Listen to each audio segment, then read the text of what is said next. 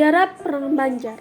Perang Banjar di Kalimantan Selatan dimulai dengan upaya perebutan takhta Kesultanan Banjar antara ketiga putra Sultan Adam, yakni Pangeran Hidayatullah II, Pangeran Anom, dan Pangeran Tapjidillah II. Upaya perebutan takhta ini terjadi setelah pemimpin Kesultanan Banjar, yakni Sultan Adam Al-Watsid Billah wafat pada tahun 1825 sampai 1857. Tokoh-tokoh Perang Banjarmasin: Pangeran Hidayatullah II, Pangeran Antasari, Penembahan Muning, Sunan Kuning Temenggung, Surapati Demang Lehman, Sultan Muhammad Seman, Gusti Acil, Gusti Muhammad Arsyad, Antung Durrahman.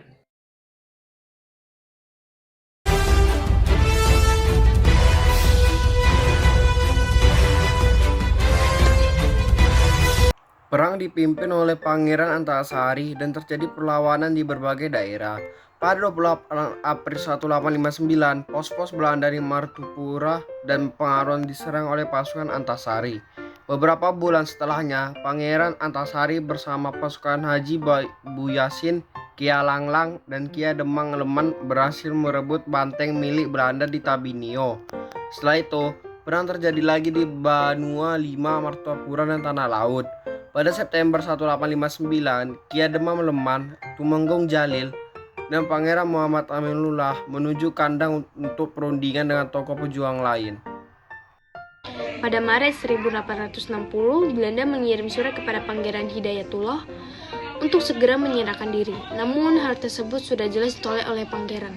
Pada peperangan selanjutnya, mereka kekurangan senjata, kemudian membuat Pangeran Hidayatullah mundur. Akhirnya Belanda membuat penangkapan pada Pangeran Hidayatullah pada Februari 1862.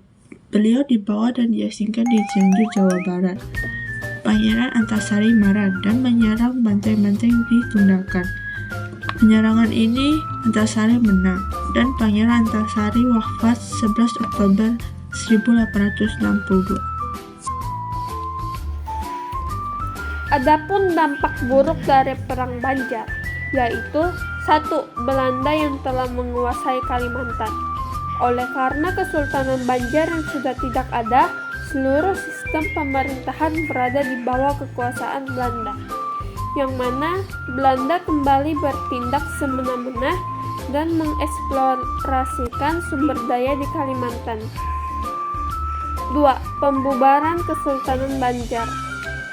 Perlawanan rakyat Banjar belum cukup kuat kepada Belanda, dikarenakan senjata yang digunakan masih tradisional. Pada saat itu, persenjataan Belanda jauh lebih canggih daripada milik Indonesia. Agar menghindari konflik lebih lanjut, Kesultanan Banjar dibubarkan pada akhirnya.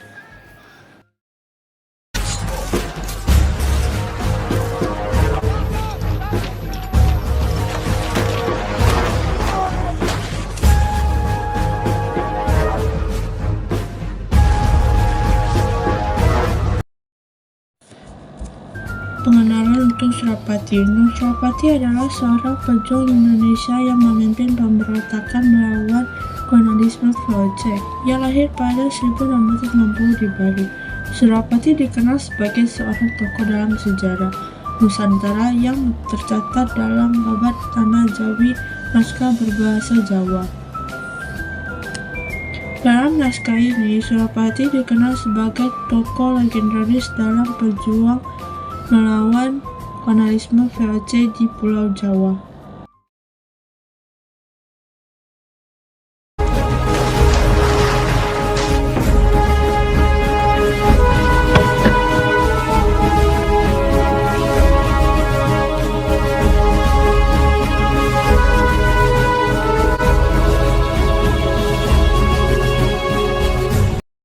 Kronologi. Untung Surapati adalah putra Bali yang menjadi prajurit kompeni di Batavia. Ketika Untung Surapati mendapatkan tugas untuk memadamkan perlawanan rakyat Banten, ia berhasil menangkap Pangeran Purbaya. Meskipun Untung Surapati telah menangkap Pangeran Purbaya, tapi ia tidak tega untuk membunuh Purbaya sehingga dituduh sebagai pengecut oleh sesama ofisir Belanda. Selanjutnya antara tahun 1686 sampai 1706, Untung Suropati dan kawan-kawannya menyingkir ke Mataram dan bekerja sama dengan Sunan Mas atau Amangkurat III untuk melakukan perlawanan terhadap Kompeni Belanda atau VOC dan membangun pertahanan berpusat di Pasuruan atau Jawa Timur, dan dinobatkan menjadi adipati dengan gelar Arya Wiranegara. Wilayah kekuasaan Untung Suropati meliputi Blambangan, Pasuruan, Probolinggo, Banggil, Malang, dan Kediri. Pada tahun 1705, Kompeni Belanda secara sepihak mengangkat Pangen Puger sebagai Sunan Pakubuwono I untuk menggantikan Amangkurat III atau Sunan Mas. Pada saat Sunan Mas diturunkan oleh Kompeni Belanda, ia bergabung dengan urutan Suropati. Pada tahun 1706, wilayah pertahanan untuk Suropati diserbu oleh Kompeni Belanda. Ketika pertempuran sengit terjadi, untuk Suropati gugur di Banjar dan Amangkurat III tertangkap, kemudian diasingkan ke Sri Lanka. Dampak perlawanan Suropati. Peperangan antara Sultan Pakubuwono I dan Untung Suropati yang dibantu oleh Sultan Amangkurat II. Peperangan tersebut dimenangkan oleh VOC, dan Pakubuwono I melumpuhkan kekuasaan Untung Suropati di Kartasura. Sebagian wilayah kekuasaan Mataram menjadi milik VOC karena Sultan Pakubuwono I melakukan sebuah perjanjian.